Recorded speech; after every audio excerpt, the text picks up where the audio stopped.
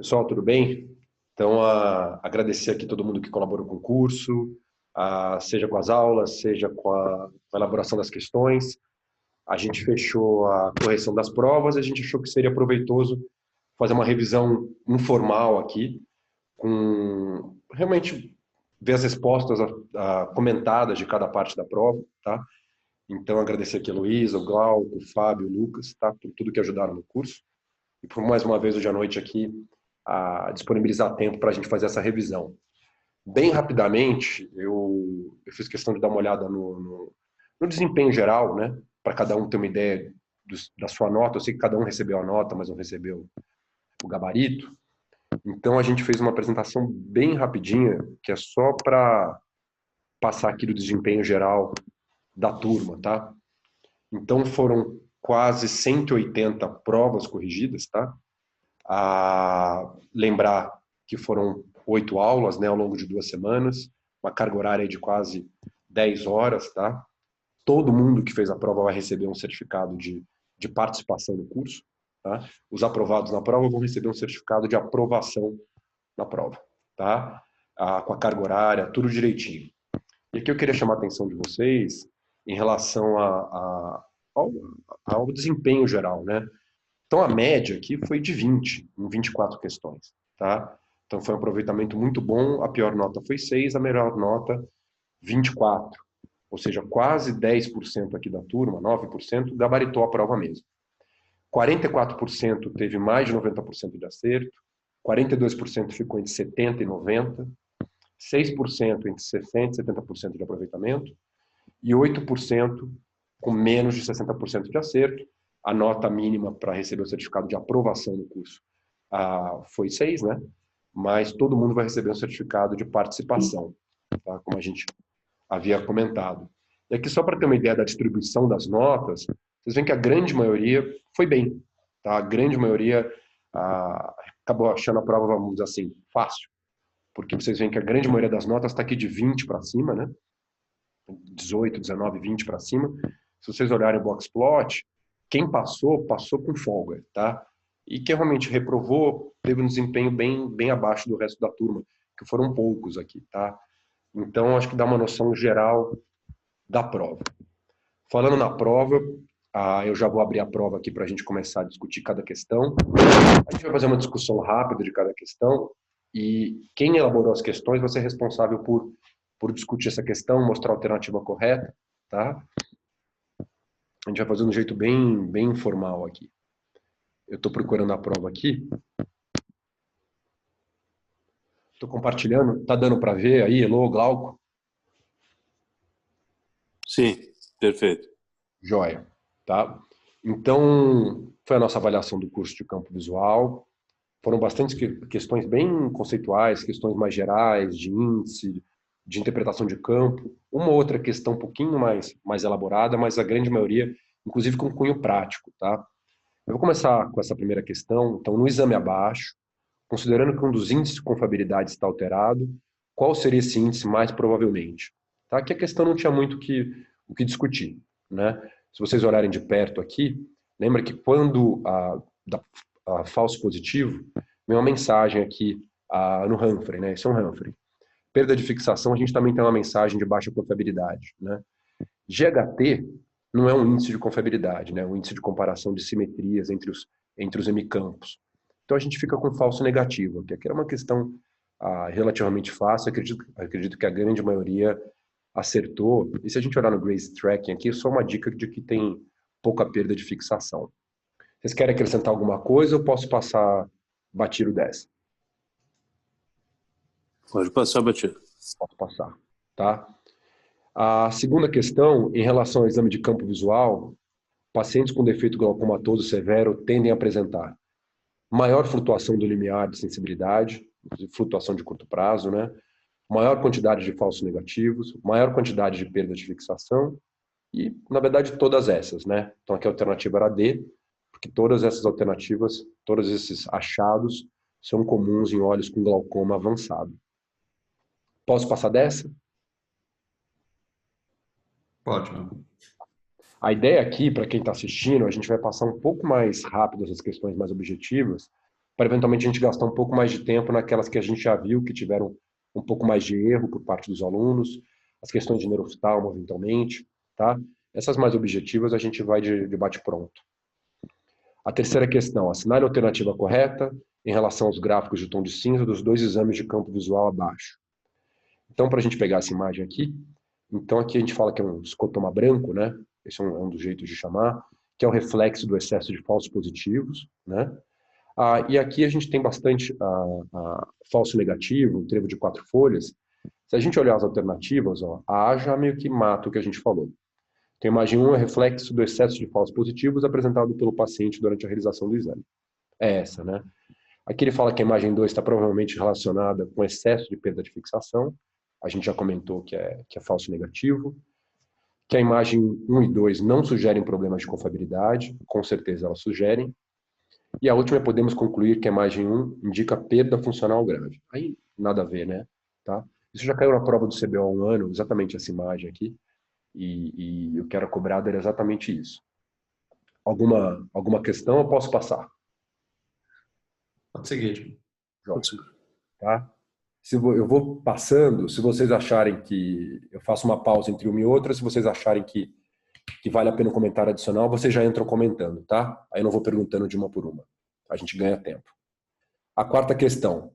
Um exame de campo visual branco no branco, cita standard 32, apresentou muitas perdas de fixação, falso negativos e tempo de exame maior que o usual. O que a gente poderia fazer para melhorar a confiabilidade de um próximo teste? Né? Então, orientar melhor o paciente e mudar de estratégia de cita standard para full. Que, na verdade, isso poderia piorar, né? Então, ele já teve problema de confiabilidade, enfim. Você vai fazer um exame mais longo, a estratégia mais longa, que é o full, talvez até atrapalhasse. Orientar melhor o paciente, e vocês veem que todas as alternativas têm isso, porque a gente quis mostrar que isso é importante, muitas vezes resolve tudo, antes mesmo de mudar a estratégia e programa, né? Então, a B seria orientar melhor o paciente e mudar de 30 para 24/2. Então, aqui é a ideia de realmente testar menos ponto, fazer um exame um pouco mais rápido e tentar fadigar menos e ganhar um pouco mais de confiabilidade. A alternativa certa era essa. Tá? Mudança de olho, a gente até faz, né? E, inclusive, isso é bem visto. Ou seja, o paciente começou pelo olho direito, no olho esquerdo ele teve uma sensibilidade pior que no exame anterior, pode ser fadiga, e na próxima vez você já deixa anotado para retestar, ou para começar o exame pelo olho esquerdo na próxima vez. E mudar para o estímulo azul no amarelo, na verdade, a gente costuma ter até mais problemas no azul no amarelo do que no branco no branco. Vou para a quinta. A gente vai começar a parte de análise de progressão, tá? O pessoal não teve muita dificuldade, pelo que eu vi, nessas questões de progressão. Então, a incorreta, o que a gente viu que o pessoal talvez tenha errado um pouquinho, essa parte de correta e incorreta. Mas a gente fez questão de deixar bem destacado aqui. E a ideia de cobrar incorreta, aqui a gente conversou entre a gente, quando a gente elaborou as questões, não é para fazer pegadinha, né? É porque, pensando que a ideia é fixar conceito, se você trabalha com incorreta, quer dizer que tem pelo menos 3 alternativas com conceitos certos. Para quem está estudando ajuda, né? Então, em relação à análise de progressão, ela é utilizada para avaliar a estabilidade do quadro em doentes, mas não tem utilidade para diagnóstico. Então, essa é errada, né? Talvez no dia a dia a gente use mais análise de progressão para ver se um suspeito está convertendo em glaucoma, né? Que é o nosso feijão com arroz do consultório, mais até do que para ver progressão, né? Então, a gente usa assim para diagnóstico. Ela sofre influência de fatores inerentes ao paciente, com certeza. A capacidade de detecção de progressão depende da frequência de exames, com certeza, né? Quanto mais exames, maior a nossa capacidade de detecção. E pode ser analisada por eventos ou tendência. Acho que essa não tinha muito segredo. Em relação à análise de tendências, assinale a alternativa correta. Tá? Então, ela precisa de menos exames para poder detectar. Já pode parar por aqui, né? Então, a gente viu que na aula que a análise de tendência precisa de mais exame do que a análise de eventos. Tá? Essa seria uma desvantagem. Precisa de menos tempo de segmento. Não, você precisa de mais exames, você precisa de mais tempo de segmento para obter mais exames e ter uma análise de tendência adequada. Compara somente o baseline com o exame mais atual. Então, isso não é tendência, né? Isso é evento. E a sua capacidade de análise sofre influência significativa, ou seja, uma influência negativa, de exames outliers extremos. Com certeza, a gente comentou isso na aula, né? Por mais que você possa ter uma tendência, se você começa a ter resultados outliers e não exclui esses outliers da análise, essa sua tendência ela se perde a significância e você deixa de saber o que está acontecendo. Aqui, Tiago, é importante a gente ressaltar da gente remover da análise esses campos que são muito outliers, né? Isso é importantíssimo. Isso eu vejo isso no dia a dia, quando eu estou fazendo a análise lá no programa. Quando um campo está muito diferente, eu removo ele da análise, porque senão vai dar muita variabilidade e a capacidade de detecção ali vai ser muito menor, né? Você tem toda a razão, Elon. Porque realmente, aí quanto mais outliers você tem, mais exame você vai precisar. Eventualmente os anos vão passando, esse paciente pode estar querendo te mostrar que ele está piorando, e você, por não ter excluído, acaba perdendo a significância da análise, né?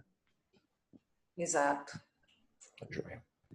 Olha, a questão 7, tá? Daqui a pouco a gente já fecha essa parte de progressão e segue com a parte do Lucas. Então, assinale a alternativa incorreta em relação ao conceito de análise de progressão no glaucoma. O exame basal de referência deve ser ajustado na medida que intervenções ocorrerem. Então, é um conceito correto para a gente guardar, a gente falou isso bastante. Ao longo do segmento do paciente, o índice global MD sofre menos influência da opacidade de meios do que o índice VFI. Então, é o contrário, né?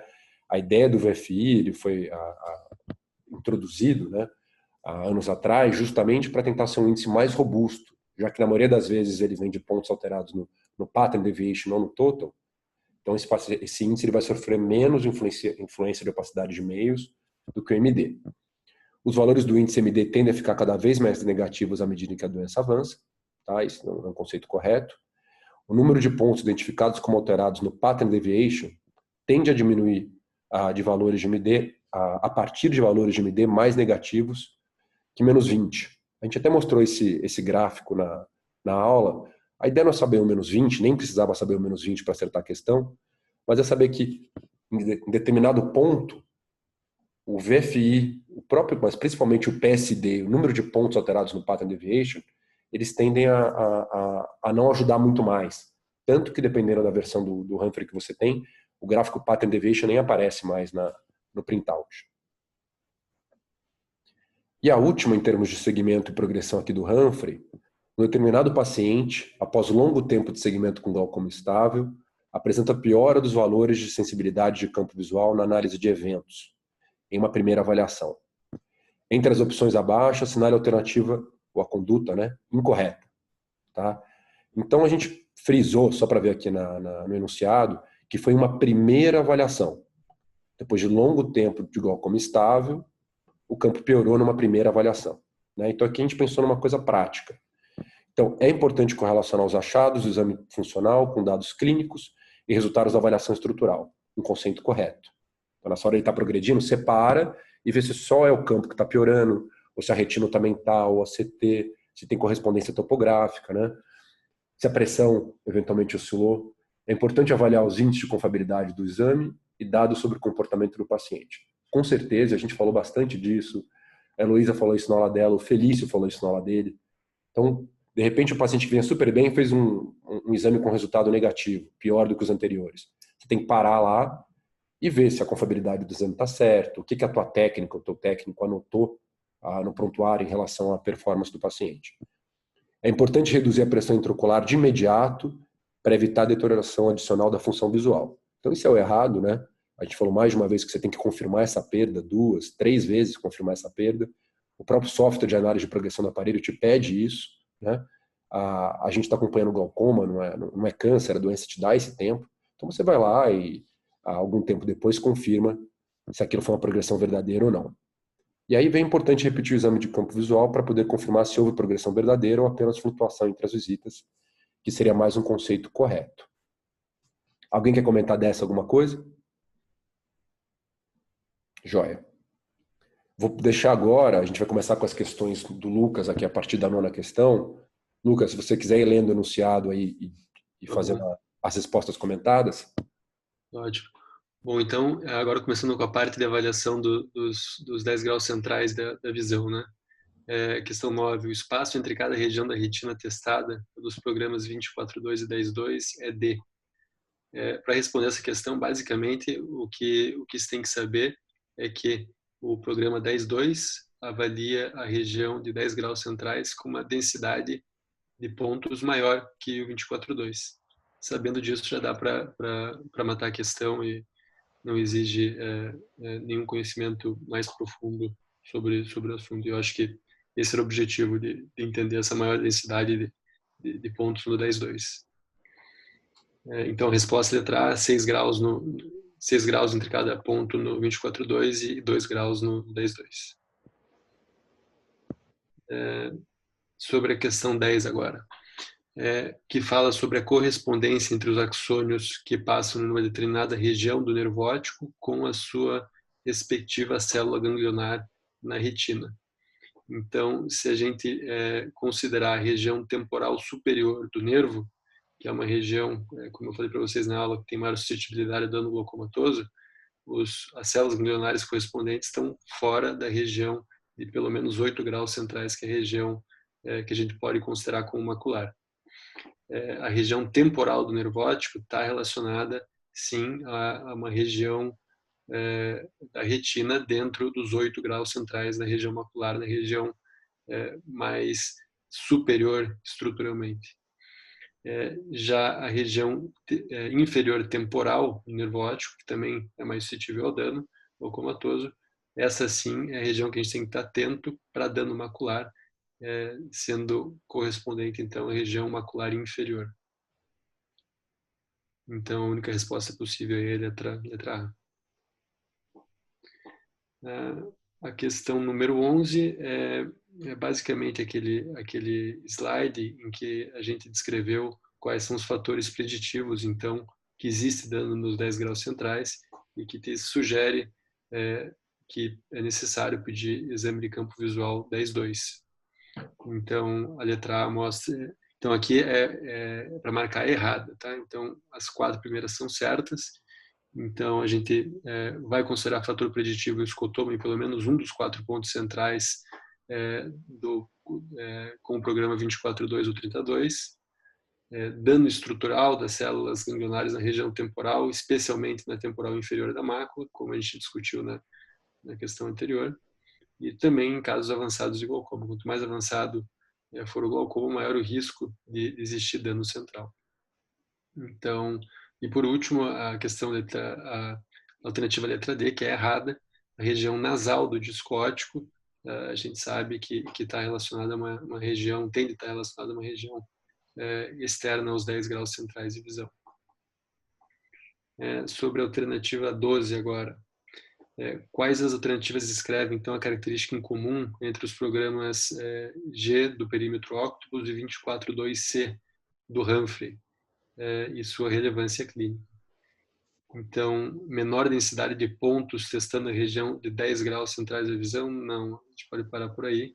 A gente sabe que uma característica em comum entre esses dois programas é a maior densidade de pontos na região dos 10 graus centrais, em relação aos programas tradicionais 30/2 e 24/2. E a relevância desses dois programas é auxiliar na detecção de dano visual na região central da visão. As alternativas C e D que estão erradas, então, ambos avaliam não mais que os 24 centrais, não. A gente sabe que o 24/2 na região nasal testa os 30 graus centrais e o programa G também testa os 30 graus centrais. E por último, a localização de todos os pontos testados pelos dois programas não é precisamente igual. Elas foram desenvolvidas de forma diferente e considerando critérios diferentes. Então, essa também está errada. Tranquilo. Agora, vamos começar aqui com a questão número 13. Sobre as lesões anteriores do corpo geniculado lateral, podem cursar com alterações fundoscópicas. Então, essa é a primeira afirmação para a gente fixar esse conceito, que as alterações do corpo geniculado lateral anterior a eles, a gente vê alteração no fundo de olho. Então, quando essa lesão compressiva localizada no quiasma óptico, o nervo óptico apresentará. Então, só para a gente lembrar daquele slide, onde quando o paciente tem uma lesão na região do quiasma óptico, as fibras nasais estarão sendo comprometidas e, consequentemente, vai ter um defeito de campo bitemporal, já que as fibras nasais estão comprometidas, E essas fibras nasais, elas entram no nervo óptico na região das 3 e das 9 horas. Consequentemente, elas vão estar comprometidas, formando uma lesão em faixa na região do nervo óptico, onde elas se inserem. Então, diante disso, a letra A, apenas atrofia nasal em ambos os olhos. Letra B, apenas atrofia superior em ambos os olhos. Letra C, atrofia em região nasal e temporal, que é justamente essa lesão que compromete as fibras nasais que entram no nervo nas 3 e nas 9 horas, que é a resposta correta. E letra D, atrofia em região superior e inferior. A gente segue para a 14ª questão, o raciocínio é mais ou menos o mesmo. Em caso de lesão de quiasma, como espera se encontrar o campo visual? Então, no quiasma, a gente acabou de falar, as fibras nasais estão sendo comprometidas e, consequentemente, a gente vê um defeito de campo bitemporal. Então, a letra A, hemenopsia homônima direita e esquerda. Nesse caso, hemenopsia homônima, a gente está falando de uma lesão que está posterior ao corpo geniculado lateral. A letra B, que é a resposta correta, que o defeito de campo, então, é temporal em ambos os olhos. Letra C, a perda de campo total em um olho e normal no olho contralateral. E letra D, pode ocorrer degrau nasal, como no glaucoma. A 15ª questão. Algumas patologias podem cursar com defeito de campo visual central ou secocentral, bilateral, exceto. A importância dessa questão é a gente lembrar do diagnóstico diferencial de glaucoma de pressão normal, que muitas vezes pode ser confundido. E na aula a gente citou uma série de doenças sistêmicas que podem levar a essa alteração de campo central, como, por exemplo, a letra A, que são as doenças carenciais, lembrar do tabaco-álcool, as doenças mitocondriais, aqui é a clássica doença de Leber, distrofia de Cone também pode cursar com essa alteração de campo central. E a última questão, que seria a resposta incorreta, é a neuropatia óptica isquêmica anterior, já que a neuropatia óptica isquêmica anterior é uma lesão vascular e muitas vezes tem um acometimento, então, unilateral, e o defeito de campo altitudinal é o mais comum, que é o que a gente vai ver na próxima questão. Quanto à neuropatia óptica isquêmica anterior não arterítica, ou seja, a noia não arterítica, são corretas as afirmações, exceto. Então, apresenta acometimento das artérias ciliares posteriores curtas, que seria o correto, e não longas, como está aí. Em geral, apresentam VHS e PCR dentro da normalidade. Isso é correto e serve como diagnóstico diferencial da noia arterítica, onde o VHS e o PCR são extremamente altos. Letra C. Pode apresentar campo visual com perda altitudinal. Essa é a característica da noia não arterítica, esse tipo de defeito de campo, tá? É bem comum, o que pode muitas vezes ser confundido então com glaucoma. E a letra D. A noia não arterítica apresenta palidez setorial característica, sendo que a palidez ocorre após cerca de 3 a 6 meses após o evento inicial. Isso é um conceito importante, porque quando a gente olha aquela palidez localizada do nervo, a gente pode ter uma ideia se a história que o paciente está contando bate com o aspecto fundoscópico com a clínica do paciente. Então, esse tempo também, muitas vezes, é perguntado nas provas de residência. Legal, vamos então para as questões relativas ao óctopus, né? Que foi a minha parte ali do curso. Então, quanto ao campo visual óctopus, é correto afirmar. Os defeitos do campo visual apresentam um sinal negativo nos gráficos, nos índices globais e na análise em clusters? Não, na verdade, às vezes as pessoas têm até um pouquinho de dificuldade de se adaptar com o óctopus por causa disso, que todos os defeitos vêm sem sinal, tanto nos gráficos, quanto nos índices globais, quanto na análise em clusters, né? Então, o nosso raciocínio sempre tem que ser um pouquinho invertido. Tudo que vai estar negativo no Humphrey vai aparecer sem sinal, portanto, positivo ali no óctopus.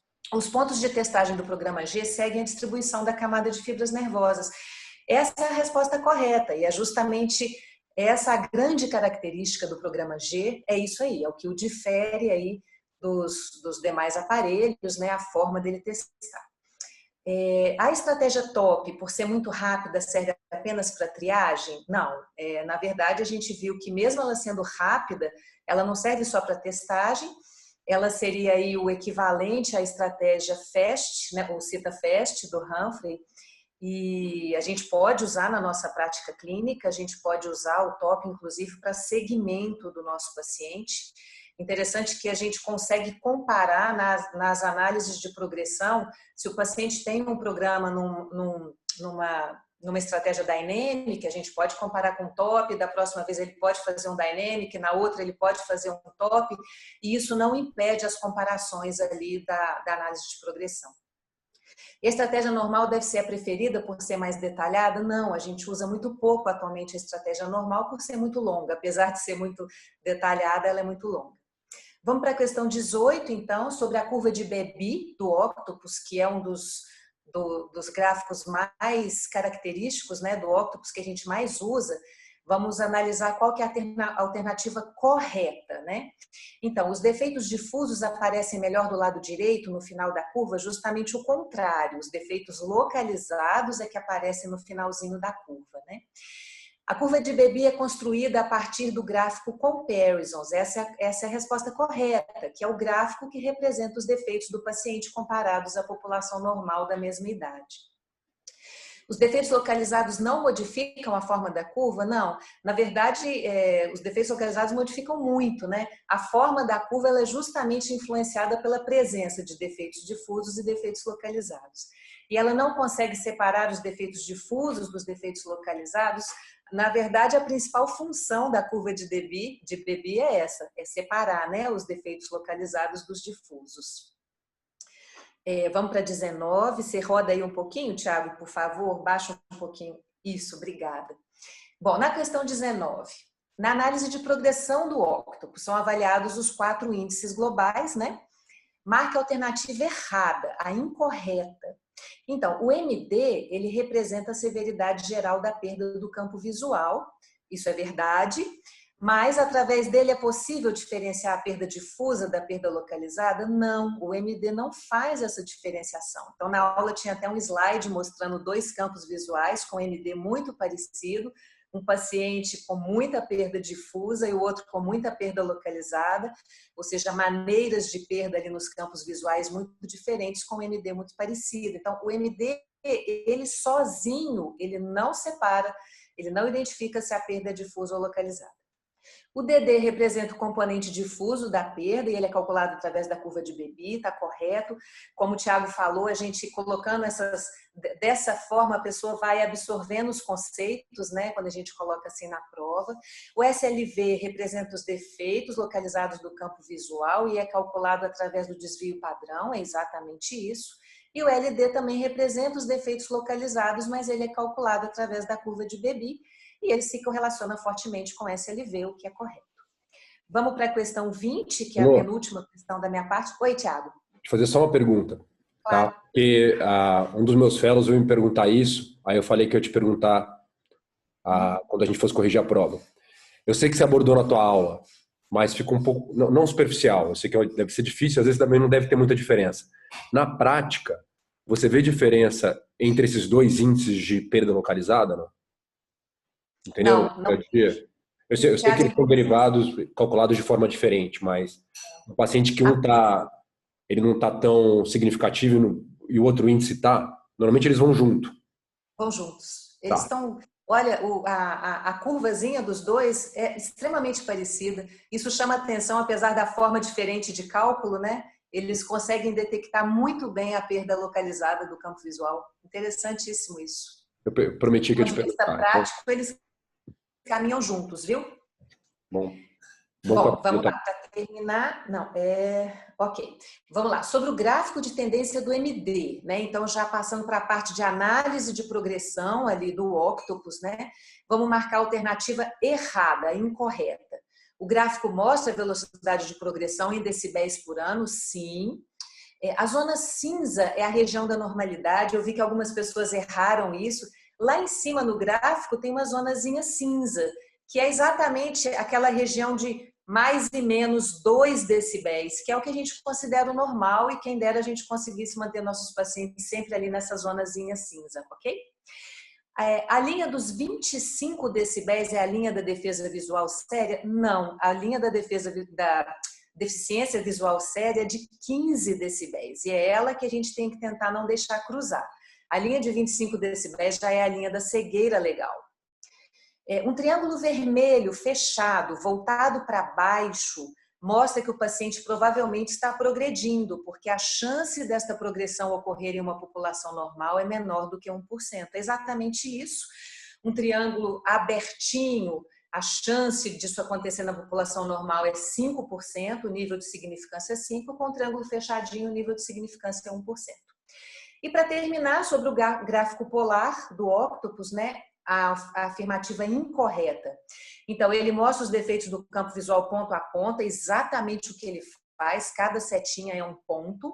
Ele se baseia no fato de que os defeitos do campo visual aparecem de forma invertida em relação aos defeitos estruturais, é exatamente isso.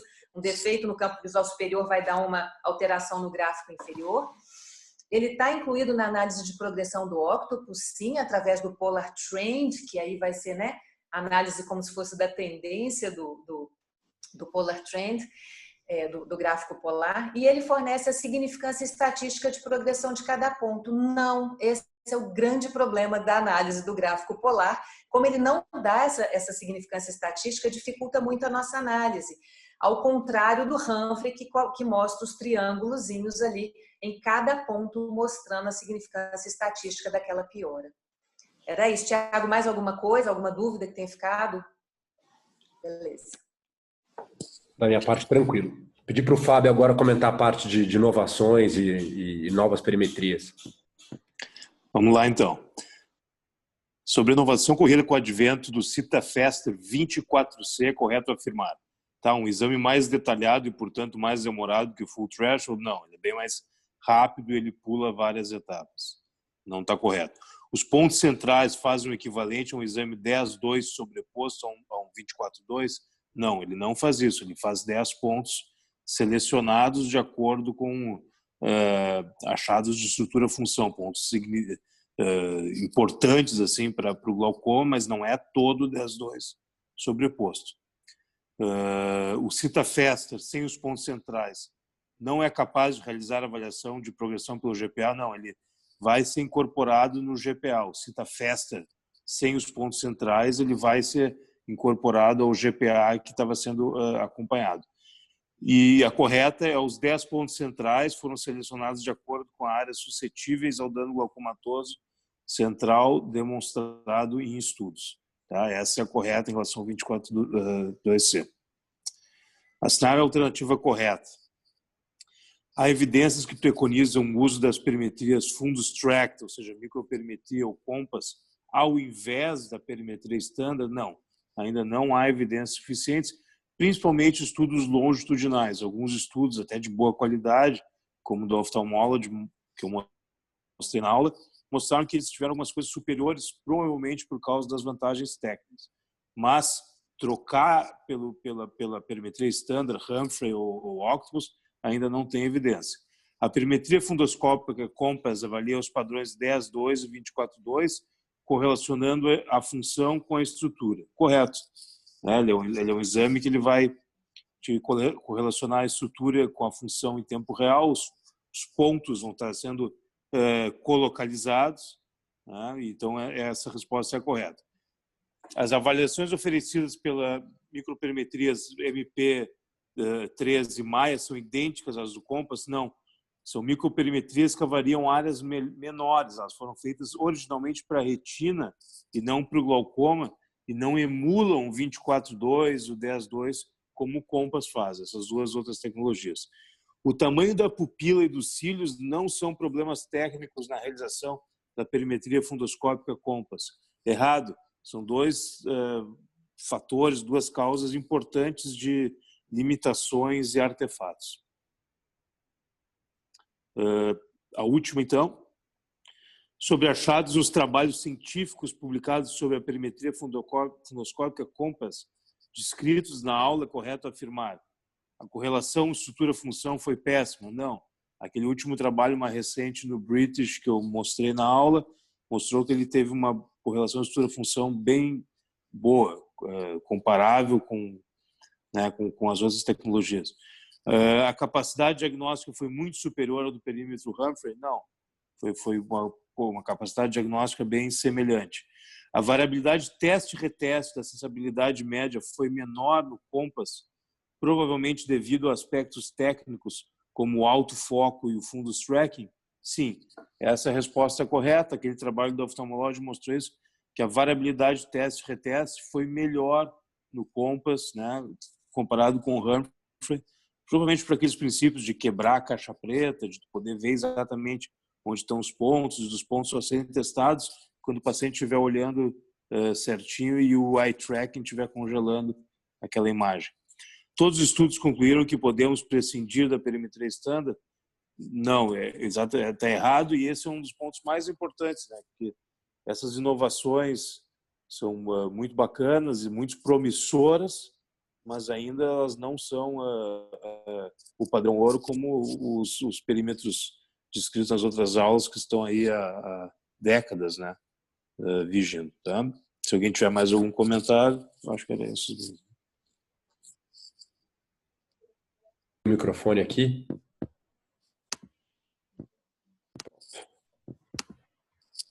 Pessoal, eu acho que era isso, né? Eu não... A ideia era realmente fornecer essas informações comentadas. Acho que vai ajudar, né? Eu acho que era muito pobre a gente só dar o gabarito lá e cada um ver o que acertou, o que errou e não ter oportunidade de tirar dúvida, né? Então talvez a gente não esclareça todas, mas acho que a maior parte das dúvidas, acho que a gente acrescentou alguma coisa a mais, tá? Obrigado aí por essa hora da noite aí a participar. A gente fez no tempo certinho que a gente se propôs, a gente não vai estourar os 40 minutos, tá? Fabião, obrigado, Elô. Boa noite, Glauco, boa noite para vocês. Gente. Lucas, Obrigada, boa noite, Thiago. tá? Boa noite. Obrigadão. E até a Boa próxima. noite. Até. Tchau. Tchau, tchau. Boa noite.